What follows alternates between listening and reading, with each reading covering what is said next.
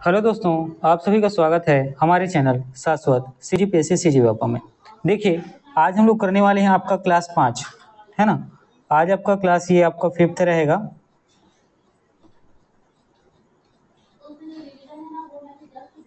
ठीक है, आज हम लोग आपका प्रयोगशाला परिचारक के लिए 5वां क्लास करने वाले हैं। ठीक है, और इसमें हम लोग मेनली आज का फोकस रहेगा ये आपके विज्ञान विषय पर, है ना, जो 60 नंबर का सेक्शन यहाँ से आपके पेपर में आने वाला है।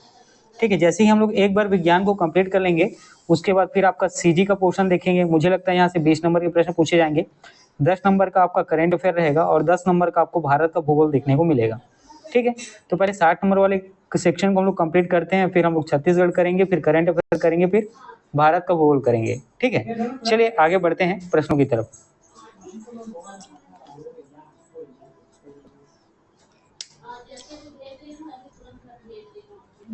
देखिएगा, ये आपका पहला प्रश्न है और याद रखिएगा, ये प्रश्न जो है बहुत बार, है ना, पूछा गया है। ये जो है बहुत ही इंपॉर्टेंट प्रश्न है और बहुत बार पेपर में आपसे पूछा गया है। वर्षा की बूंद की जो आकृति है वो गोलाकार होती है, इसका कारण क्या है ना। जब बारिश होती है तो ठीक है, पानी जब क्या होता है, गिरता है तो गोलाकार होता है, इसका कारण क्या है ना। ए, द्रव का घनत्व, बी, पृष्ठ तनाव, सी, वायुमंडलीय दाब और डी, गुरुत्व। तो यहाँ पर आपका सही उत्तर हो जाएगा पृष्ठ तनाव। ठीक है, यहाँ पर आपका सही उत्तर हो जाएगा पृष्ठ तनाव। देखिए, आपका पेपर जो है परिचारक का है ना।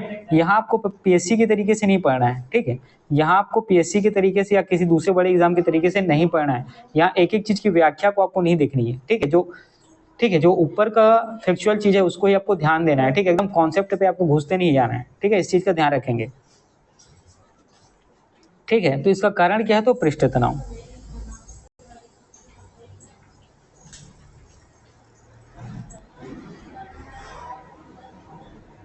ठीक है, बस इतना ही याद रखना है। चलिए आगे बढ़ते हैं।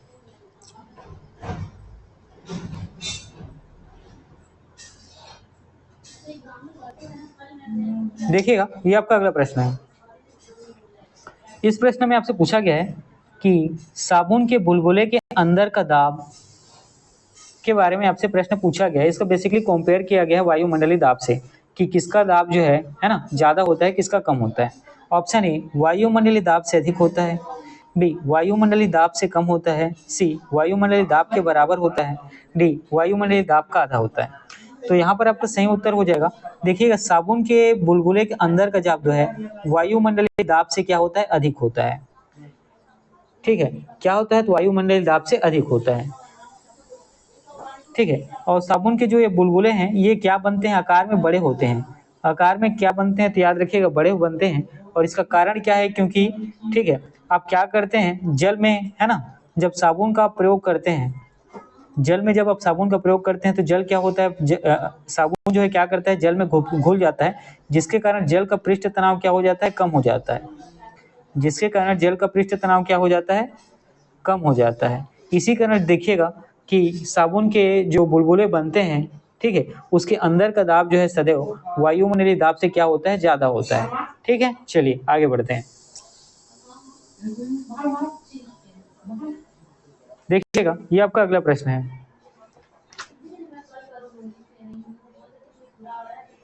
ठीक है, तो निम्नलिखित में से किस एक के लिए केशिकत्व एकमात्र कारण नहीं है, ये आपको बताने हैं। स्याही का सोखना, है ना, मान लीजिए आप पेन इस्तेमाल करते हैं। ठीक है, पेन इस्तेमाल करते हैं और पेन इस्तेमाल करते करते कुछ दिनों बाद क्या होता है, आपका स्याही खत्म होने लगता है।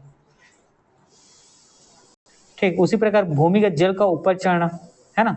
आप क्या करते हैं, दरअसल अपने घर में बोर का इस्तेमाल करते हैं। ठीक है, और जैसे ही आप मोटर को क्या करते हैं, ऑन करते हैं, पानी क्या होता है, ठीक है, पानी बाहर आने निकलता है ना। जो भूमिगत पानी क्या होता है, पृथ्वी सतह पर आने लगता है। ठीक, सूती कपड़े पर जल की बूंद का फैलना। ठीक है, सूती कपड़े को जब आप क्या करते होंगे, सूती कपड़े को जब आप क्या करते होंगे, धोते होंगे, है ना, पानी से, जल से धोते होंगे। ठीक है, तो उसमें जल की बूंद जिस तरीके से फैलती है उसको आप देखे होंगे कि वो थोड़ा ज्यादा देर तक क्या करता है, उसमें रहता है ना। लेकिन जब आप उन्हीं कपड़े पे करते हैं क्या हो जाए, तो तुरंत सोख लेता है। और पौधे की जड़ों से जल का इसका पर्णक समूह की ओर बढ़ना। ठीक, पौधों की जड़ें से जल के इसके पर्णक समूह की ओर, ठीक है, मतलब जो पेड़ है, है ना। इस तरीके का पेड़ आपको स्ट्रक्चर देखने को मिलता है। इसके जड़ से इसके सभी भागों तक, पत्ती तक, तनों तक क्या होना, पानी का आगे बढ़ना। तो निम्नलिखित में से किस एक के लिए केशिकत्व एकमात्र कारण नहीं है? तो यहाँ पर आपका जो है सही आंसर होगा, ये होगा ऑप्शन डी, पौधे के पेड़ से जल के इसके पर्ण समूह की ओर बढ़ना।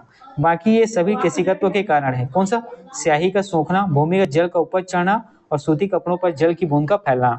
ठीक है, चलिए आगे बढ़ते हैं।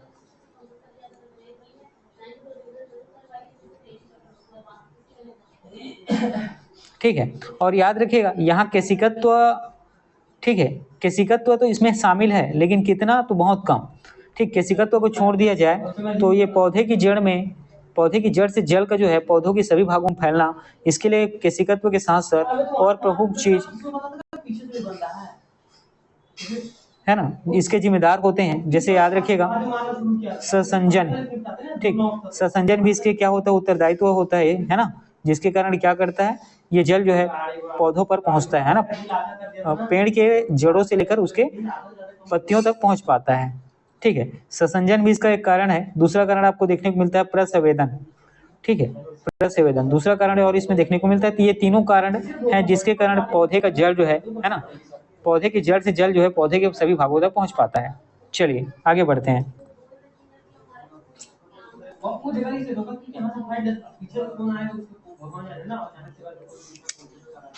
देखिए ये आपका अगला प्रश्न है।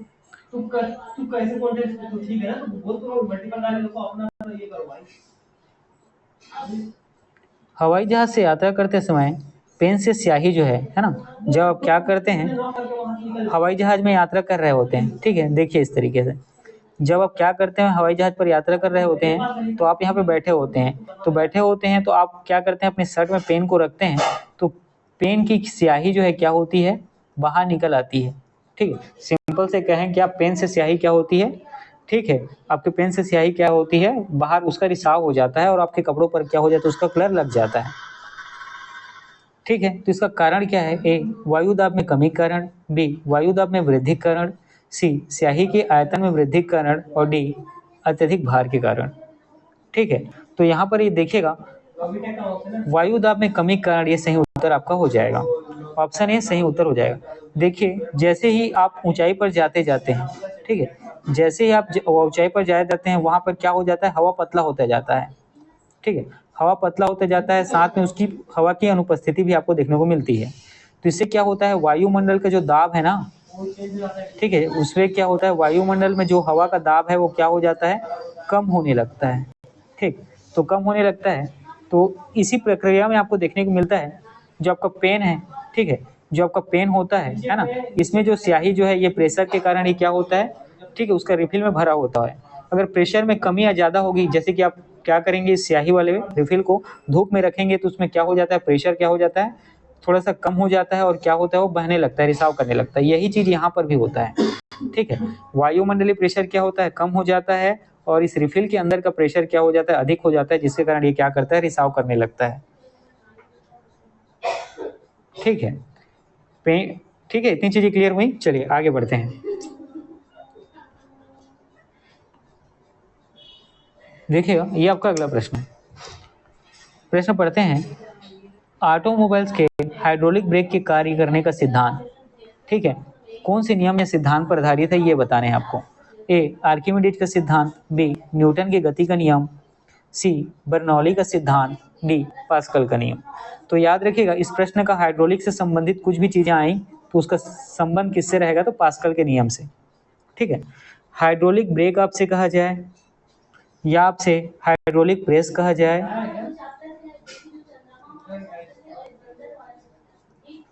ठीक है, हाइड्रोलिक प्रेस कहा जाए या हाइड्रोलिक लिफ्ट कहा जाए, ये सभी किस पर आधारित होते हैं, तो पास्कल के नियम पर आधारित होते हैं। ठीक है, ये सभी जो है किस पर आधारित होते हैं, तो पास्कल के नियम पर आधारित होते हैं। ठीक है, और पास्कल के नियम के अनुसार आपको क्या याद रखना है कि इसका गुरुत्वीय प्रभाव जो है नगण्य होता है। ठीक है, इसका जो है गुरुत्वीय प्रभाव क्या होता है, याद रखिएगा पास्कल के नियम के अनुसार नगण्य होता है। इसका मतलब क्या होता है, जीरो होता है। तो संतुलन की अवस्था में किसी भी द्रव के भीतर प्रत्येक स्थान पर जो दाब हो, गुरुत्वीय प्रभाव जीरो होता है ना, जिसके कारण क्या होता है, ठीक है, प्रत्येक स्थान पर किसी भी पिंड या मशीन के प्रत्येक स्थान पर जो है दाब जो है क्या हो जाता है, समान हो जाता है। दाब जो है क्या होता है, समान हो जाता है। ठीक है, चलिए आगे बढ़ें। एक मिनट, चलिए नेक्स्ट क्वेश्चन पे चलते हैं। देखिए ये आपका अगला प्रश्न है।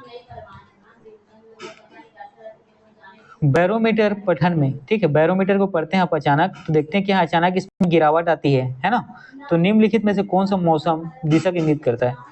मान लीजिए ये बैरोमीटर का क्या है कि यंत्र है, ठीक है, और इसमें इस तरीके से क्या होता है, नंबरों की सीरीज होती है, जैसे कि यहाँ पे 0 है, 1 है, 2 है, 3 है, या समझिए इसको 10 है, 20 है, 30 है।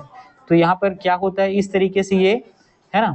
तो बैरोमीटर में अचानक इसके अंक का नीचे की ओर गिर जाना, इसमें जो द्रव रहता है उसका नीचे गिर जाना या ऊपर की ओर चढ़ना, इसका अपना अपना एक मौसम दशा को क्या होता है, प्रभावित करने वाला संकेतक के रूप में ये क्या काम करता है। ठीक है, जब ये, ठीक है, यहाँ का लिक्विड का जब इस तरीके से नीचे गिर जाना या इसके नामांकन का, ठीक है, जो ये बताता है, ठीक है, मौसम की दिशा को इंगित करने वाले जो संख्या को बताता है।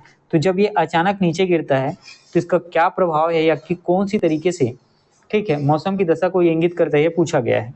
ए तूफानी मौसम, बी प्रशांत मौसम, है ना, सी शीत एवं शुष्क मौसम, डी उष्ण एवं उज्ज्वल मौसम। तो याद रखिएगा, यहाँ आपका देखिएगा बैरोमीटर में अगर इसका नामांकन जो है संख्या का, ये अचानक से नीचे गिरता है तो ये बताता है क्या, तो तूफानी मौसम को। ठीक है, किसको बताता है, तो याद रखिएगा तूफानी मौसम को। चलिए आगे बढ़ते हैं।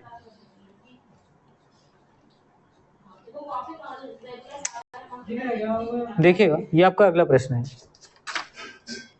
ठीक, ये आपका अगला प्रश्न है। यहाँ बोला गया है सबसे ज्यादा श्यानता किसमें होती है ये बताना है। ए जल में, बी वायु में, सी खून में, डी शहद में, और उपयुक्त में से कोई नहीं या उपयुक्त में से अधिक। श्यानता का मतलब बेसिकली आप क्या समझेंगे, इसके गाढ़ापन से समझेंगे। ठीक है, श्यानता का मतलब आप उसको क्या से समझेंगे, गाढ़ापन से। जो जितना गाढ़ा गाढ़ा होगा उसकी श्यानता उतनी अधिक होगी। तो इसमें सबसे ज्यादा श्यानता किसमें होगा, तो शहद में। यही आपका उत्तर है। ठीक है, यही आपका क्या हो जाएगा, तो उत्तर हो जाएगा। ठीक है, उसी प्रकार चलिए कुछ और चीजें हैं, जैसे कि यहाँ पे देखिएगा जल, जल की श्यानता के बारे में हम लोग बात करते हैं तो ये होता है 1। ठीक है, उसी प्रकार अगर रक्त की श्यानता के बारे में बात करते हैं, ये आपका 37 होता है। ठीक है, ग्लिसरीन से संबंधित श्यानता के बारे में आपसे प्रश्न पूछा जाता है। ठीक है, ग्लिसरीन से संबंधित श्यानता के बारे में आपसे प्रश्न पूछा जाता है और ये होता है कितना, तो 20। देखिएगा एक मिनट, है ना, ये मैं आपके ताप मीटर में बता रहा था। ठीक है, इसको एक्चुअल में श्यानता के जो आपके मीटर हैं MPI, ठीक है, इसमें हम लोग देखते हैं। ठीक है, तो देखिएगा जल की श्यानता जो है ये कितनी होती है, तो याद रखेंगे 1 रहता है, 1.0। उसी प्रकार रक्त की श्यानता के बारे में याद रखिएगा 2.7। ठीक है, 2.7। ठीक, ग्लिसरीन की श्यानता के बारे में आपको कितना याद रखना है, 830। ठीक है, 830 याद रखना है ग्लिसरीन की श्यानता के बारे में। शहद की श्यानता आपको याद रखनी है कितनी होती है, तो 200। ठीक है, कितनी होती है, 200। चलिए आगे बढ़ते हैं।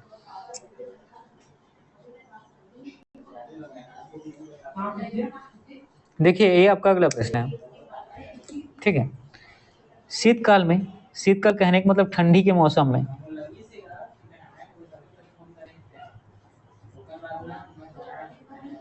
ठीक है, शीतकाल कहने का मतलब ठंडी के मौसम में जब झील के ऊपर की सतह पानी बर्फ में बदल जाता है, फिर भी जलीय जंतु जीवित रहते हैं, क्यों। देखिए ये मान लीजिए कोई सतह है ना, तो यहाँ ठंडी पड़ रही है, ठीक, ठंडी पड़ रही है, और ये क्या है, झील है। ठीक है, ये क्या है, तो झील है, यहाँ पे क्या है, तो इस तरीके से झील आपको देखने को मिलता है जहाँ पानी भरा हुआ है। ठंडी के मौसम में जब अधिक ठंड पड़ती है तो ये क्या होता है, बर्फ में जम जाता है। लेकिन इसके नीचे वाले परतों में क्या है, जैसे कि मछली है या अन्य जलीय जीव होते हैं, वो क्या होते हैं, जीवित होते हैं। ठीक, ऊपर तो क्या होता है, बर्फ होकर ठोस हो जाता है। तो ये जीवित रहता कैसे है, इसका कारण पूछा है आपसे। वे बर्फ में सांस ले सकते हैं, बी उसके अंदर काफी मात्रा में ऑक्सीजन संचित रहती है, सी उनके शरीर की बनावट इस प्रकार है कि वे ऑक्सीजन के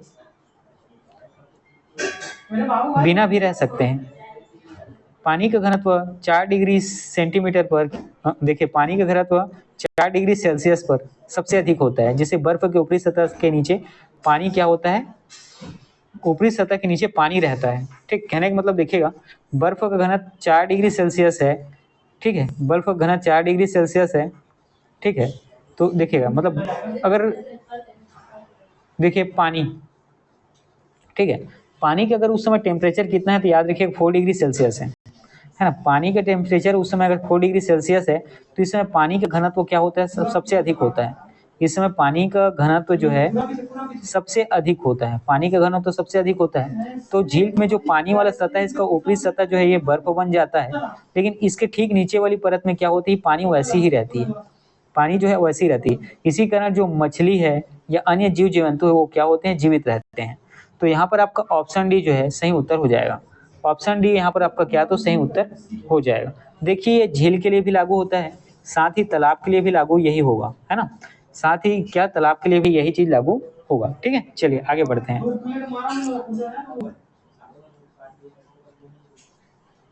देखिएगा ये आपका अगला प्रश्न है।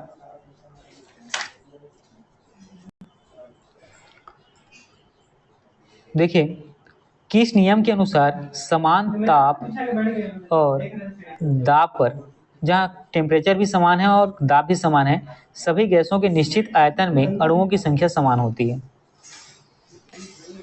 एक नियम है जिसमें बोला गया है कि आपका टेम्परेचर भी क्या है तो समान है, आपका प्रेशर जो दाब है ये भी क्या है, समान है, और सभी गैसों के निश्चित आयतन में अणुओं की संख्या जो है, ठीक है, अणुओं की संख्या क्या होती है, यहाँ ये अणुओं की संख्या भी समान है। ये कौन सा नियम इस तरीके की बातें करता है, तो ऑप्शन ए, ठीक, कार्योलिस प्रभाव, बी ग्राहम का नियम, सी पास्कल का नियम, डी आओगाद्रो नियम। तो आपका सही उत्तर क्या हो जाएगा, आओगाद्रो नियम। ठीक है, तो देखिए आओगाद्रो नियम क्या बोलता है कि समान ताप एवं दाब पर सभी गैसों का आयतन में जो कणु या अणु होते हैं उनकी संख्या क्या होती है, समान होती है।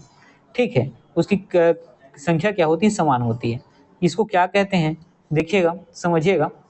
ठीक है, या इसको इस तरीके से मैं कहूँ, जब दाब आपका टेम्परेचर है ना, और प्रेशर मतलब आपका जो है टेम्परेचर आपका ताप और प्रेशर आपका दाब क्या हो, समान हो, तो किसी भी गैस का आयतन उस गैस में मोलों की संख्या के समानुपाती होता है। और इसको कैसे लिखते हैं, V इक्वल टू के इंटू एन।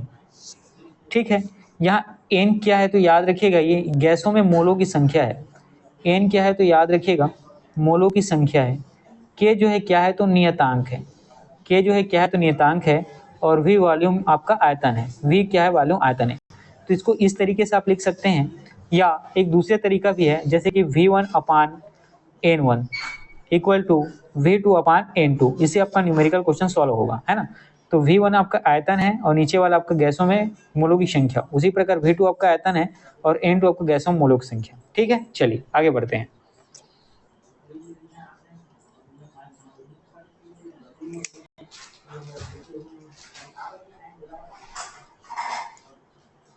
देखिए यहाँ पे एक प्रश्न देखिए, लोहे की कील पारे पर क्यों तैरती है जबकि पानी में डूब जाता है। ठीक है, ये समझिए आपका लोहा का कील है, ये क्या करती है, ठीक है, यह कुछ लोहे की कील पारे पर है ना। ठीक है, ये लोहा का कील है और यहाँ आप लोगों ने पारा रखा है, तो लोहा का कील पारे में क्या होता है, तैरने लगता है। लेकिन इसी लोहे की कील को जब आप, ठीक है, पानी में, ठीक है, लेकिन इसी लोहे की कील को जब आप पानी में क्या करते हैं, डालते हैं, तो ये लोहे का कील क्या होता है, डूब जाता है। इसका कारण क्या है आपको बताने हैं। ए,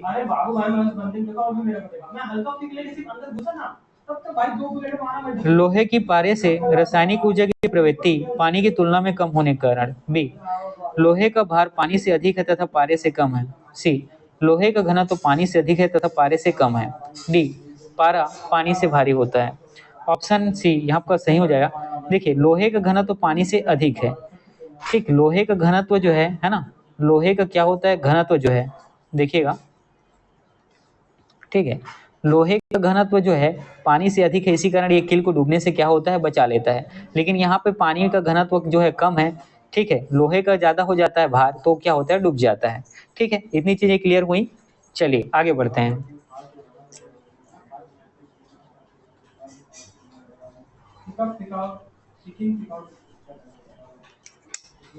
देखिएगा ये आपका अगला प्रश्न है।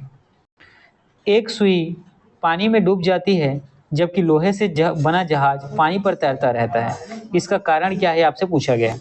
ऑप्शन ए, सुई की नोक नुकीली होती है। ऑप्शन बी, जहाज सपाट होता है। ऑप्शन सी, जहाज एक शक्तिशाली इंजन द्वारा चलाया जाता है। डी सुई का अपेक्षित घनत्व उसके द्वारा हटाया गया पानी के अपेक्षित घनत्व से अधिक होता है। ठीक है, तो याद रखिएगा यहाँ पर ऑप्शन डी सुई का जो है अपेक्षित घनत्व जो है उसके द्वारा हटाए गए पानी के अपेक्षित घनत्व से अधिक होता है। ठीक है, देखिए यहाँ पे एक सुई है ना, इस तरीके की सुई है, ये पानी में क्या करता है, डूब जाता है। लेकिन लोहे का बना जहाज, ठीक है, लोहे का इस तरीके का जो जहाज है ये पानी पर तैरते रहता है, इसका कारण क्या है? तो इसका कारण सिंपल से ये है कि सुई का जो अपेक्षित घनत्व जो है ना, सुई जो पानी हटाता है उसके घनत्व से क्या होता है, ये अधिक होता है सुई का अपेक्षित घनत्व, इस कारण डूब जाता है ना। सुई का अपेक्षित घनत्व पानी से ज्यादा होता है इसलिए डूब जाता है। जहाज का जो है अपेक्षित घनत्व जो है पानी से कम होता है। ठीक, पानी से क्या होता है, कम होता है, इसलिए वो पानी पर क्या करते रहता है, तैरते रहता है। ठीक, यहाँ पर बात किसकी हो रही है, तो अपेक्षित घनत्व की, बस इतने ही याद रखना है। चलिए आगे बढ़ते हैं। देखिएगा ये आपका अगला प्रश्न है, बादलों में वायुमंडल में तैरने का कारण क्या है, उनका किसका कम होना। ठीक है, देखते हैं, ए ताप का, बी वेग का, सी दाब का और डी घनत्व का। तो याद रखिएगा यहाँ आपका जो सही उत्तर होगा कि बादलों के वायुमंडल में बादल जो है वायुमंडल में तैरते हैं, इसका कारण क्या है, तो उनके घनत्व का। ठीक है, उनका क्या है, तो घनत्व का। देखो घनत्व अगर क्या है, कम हो जाएगा या हल्का रहेगा। ठीक, घनत्व या कम रहेगा या हल्का रहेगा तो ये क्या होते हैं, बादल में तैरते हैं। ठीक, बादल में तैरते हैं, जिसे हम लोग क्या कहते हैं जनरली सामान्य भाषा में कि क्या है, वो बादल चल रहा है ना, बादल क्या है, चल रहा है बोलते हैं। ठीक है, तो आप लोग यहाँ पे देखते हैं, जैसे कि समझना कुछ चीज, मैं गर्मी के दिन की बात करता हूँ, तो गर्मी के दिन में देखिएगा जल वाष्प है ना, गर्मी के दिन में क्या होता है, याद रखिएगा आपको। ठीक है, गर्मी क्या पड़ती है, तेज पड़ती है। ठीक, गर्मी जो है तेज पड़ती है, तो जो जल वाष्प, ठीक है, वायुमंडल में किसी समय अगर बनता है, ठीक, जैसे मॉर्निंग के समय आप लोग देखे होंगे जल वाष्प बनते हुए। ठीक है, तो ये भी क्या हो जाती है, गर्मी के समय में थोड़ी देर बाद गर्मी पड़ने का तेज गर्म कारण क्या होती है, ऊपर उठने लगती है, या कहा जाए उड़े जाती है। तो उड़ती है तो कैसे उड़ती है, तो याद रखिएगा ये इसका जो घनत्व है वो क्या होता है, कम होने लगता है। ठीक है, ये डायरेक्ट नहीं उड़ती है। ठीक, इसका घनत्व जो है धीरे धीरे कम होता है और ये गर्म होकर ऊपर क्या होती है, हल्की होकर उड़ने लगती है। ठीक है, और जैसे ही क्या करती है वायुमंडल के ऊपरी भाग में, है ना, तो वायुमंडल के ऊपरी भाग का दाब और जो है याद रखिएगा ताप, मैंने आपको क्या बताया, जैसे जैसे आप ऊंचाई पर जाते हैं क्या होता है, वायुमंडल दाब कम होने लगता है। ठीक है, तो वहाँ आपको थोड़ा दाब का भी कम अनुभव होता है और ताप का भी थोड़ा सा कम अनुभव होता है, जिसके कारण क्या होता है, ये जल वाष्प जो है वायुमंडल में फैल जाती है। ठीक है, जल वाष्प जो है वायुमंडल में फैल जाती है। ठीक है, और ये क्या होती है, तेजी से, है ना, तेजी से क्या होती है, इधर उधर जाने लगती है, अलग अलग दिशाओं में क्या होती है, तेजी से ये जाने लगती है, जिसी को कहते हैं वायुमंडल में तैरना। ठीक है, जिसको क्या कहते हैं, वायुमंडल में तैरना। और यही क्या होती है, छोटी छोटी बूंदों में, ठीक है, छोटी छोटी बूंदों के रूप में, पानी के रूप में क्या होती है, गिरती है। ठीक है, जब बादल होता है तब। ठीक है, चलिए आगे बढ़ते हैं, है ना, जब बारिश होती है तब की बात है। चलिए देखिएगा ये आपका अगला प्रश्न है। ठीक है, पानी के एक गिलास में एक बर्फ का टुकड़ा तैर रहा है, जब बर्फ पिघलती है तो पानी के स्तर पर क्या प्रभाव होगा वो आपको बताना है। मान लीजिए एक बीकर है, इसमें आप लोगों ने पानी भरा हुआ है और इसमें आप क्या करते हैं, बर्फ डालते हैं और बर्फ ये इसमें तैरता रहता है। ठीक है, तो धीरे धीरे बर्फ क्या होगा, पिघलना भी चालू करेगा। ठीक है, धीरे धीरे बर्फ क्या होगा, पिघलना भी चालू करेगा और एक समय पूरी तरीके से पिघल कर ये पानी में क्या हो जाएगा, तो समाहित हो जाएगा। एक टाइम पूरी तरीके से पिघल के पानी में बिल्कुल भी मिल जाएगा, मतलब समाहित हो जाएगा। ठीक है, तो इससे इसके आयतन पर क्या प्रभाव पड़ेगा, ये प्रश्न आपसे पूछा है। तो देखिएगा ऑप्शन सी, ए बढ़ेगा, सी उतना ही रहेगा, बी कम होगा, डी पहले बढ़ेगा फिर कम होगा। देखिए बर्फ का टुकड़ा अगर पानी में पूरी तरीके से क्या हो जाए, घुल जाए, मिल जाए, तो उसके आयतन में किसी भी प्रकार का परिवर्तन नहीं होता है। तो ऑप्शन सी आपका सही उत्तर हो जाएगा, है ना, ऑप्शन सी इस प्रश्न का आपका सही उत्तर हो जाएगा। चलिए आगे बढ़ते हैं।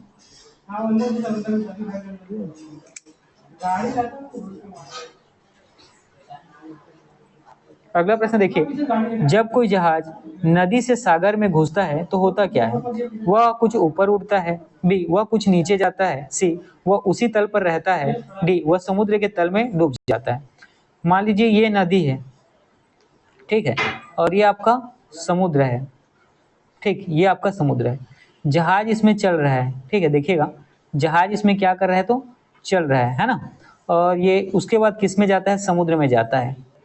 ठीक है, ये नदी से जहाज क्या होता है, समुद्र में जाता है, तो क्या प्रभाव पड़ता है, तो याद रखिएगा वह कुछ ऊपर उठ जाता है। ऑप्शन ये सही हो जाएगा, वह क्या होता है, तो कुछ ऊपर उठ जाता है। इसका कारण क्या है कि नदी के जल का जो घनत्व होता है, ठीक है, ये क्या होता है, पतला होता है। इसका मतलब क्या होता है, कम होता है। जबकि समुद्र का जल का घनत्व जो है ना, समुद्र के खारेपन के कारण क्या होता है, ठीक है, अधिक होता है। समुद्र के खारीपन के कारण अधिक होता है, इसी कारण समुद्र में तैरना आसान होता है। ठीक है, इसी कारण क्या, तो समुद्र में तैरना क्या होता है, आसान होता है। तो जब ये जहाज जो है नदी से समुद्र में क्या करता है, प्रवेश करता है। ठीक है, तो जब समुद्र का जो है, समुद्र के जल का घनत्व अधिक होता है, तो इसका उत्प्लावन बल भी, ठीक है, क्या होता है, अधिक लगता है, जिसके कारण क्या होता है, ये जहाज जो है थोड़ा सा ऊपर उठ जाता है। तो यहाँ पर ऑप्शन ये आपका सही उत्तर होगा। चलिए आगे बढ़ते हैं।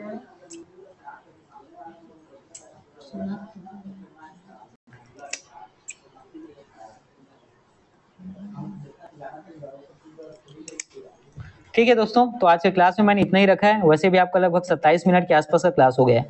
जितने भी क्वेश्चन है सब बहुत ही इंपॉर्टेंट है, और मैं, है ना, उम्मीद करता हूँ ये सारे क्वेश्चन आपको पेपर में आपको जरूर देखने को मिलेंगे।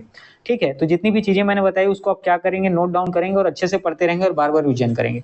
ठीक है, क्वेश्चन को लेकर आपको टेंशन नहीं लेना है। क्वेश्चन, सारे क्वेश्चन ही बहुत इंपॉर्टेंट है और प्रॉपर स्टैंडर्ड है ना, जो पेपर में जिस तरीके से पूछा जाता है उसी स्टैंडर्ड के हैं। और साथ ही आपको याद रखना है कि इसके न्यूमेरिकल क्वेश्चन जो है ना, आपके जो न्यूमेरिकल क्वेश्चन है, इसको मैं जब आपका एग्जाम का डेट क्लियर होगा तो फिर मैं उसको लास्ट में 1 हफ्ते में करा दूंगा, जितने भी इंपॉर्टेंट है उसको। ठीक है, लास्ट 7 डेज में मैं सारे इंपॉर्टेंट जो न्यूमेरिकल क्वेश्चन है उसको करा दूंगा। ठीक है, तो यहाँ से आपका जो 60 नंबर का प्रश्न आएगा, ठीक है, हम लोग कोशिश करेंगे कि लगभग 50 नंबर के प्रश्न हमारे, ठीक है, हमारे पढ़ाए हुए क्लासेस से आपको देखने को मिले। ठीक है, चलिए ठीक है, आज का क्लास इतना ही रखता हूँ, पढ़ते रहिए।